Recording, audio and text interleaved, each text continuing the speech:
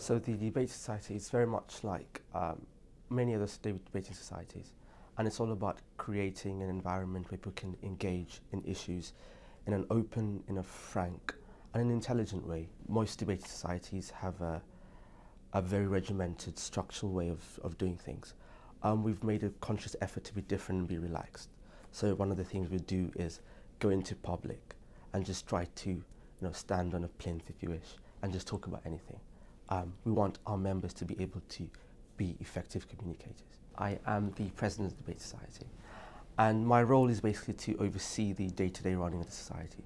We have a chair who looks after the general interest of the society, but my role is to ensure that events are done on time, guests are invited, rooms are booked, university regulations are followed, student union regulations are followed, making sure the committee is working on time, and also that all our members' interests are safeguarded.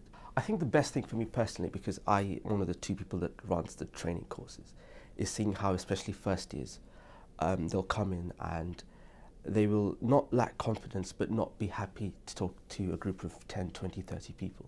They will have the ideas but not the ways of expressing them. And in the last sort of 6 to 12 weeks, you could see that progress, that development, and being able to see that your members are actually becoming better speakers, better communicators. And I think that's the real reward of being sort of a committee member. So the first has been engaging critically with knowledge.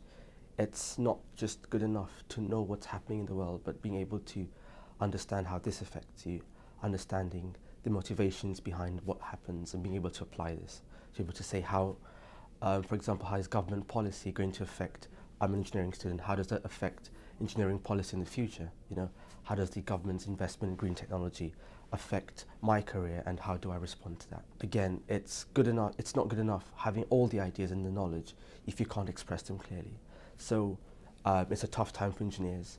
We're having to reach to new markets, to new clients, to new businesses, and being able to tell to a potential investor that what I have really works in the simplest possible terms. It's easy as engineers to sort of get bogged down in the technical details, but what the client wants to know is, does it work? Does it save me money? Or does it make me money? Often in debating, we will sort of pick what might seem as ludicrous topics or things that will never happen, but it's being able to think in a way that if this did happen, how would we respond? And I think in the last sort of 10 years, not just the political landscape, the economic landscape just changes on a week-to-week basis. How do you respond to that? And so by being able to sit down and think about the both sides of an argument, you're fully prepared for whatever happens.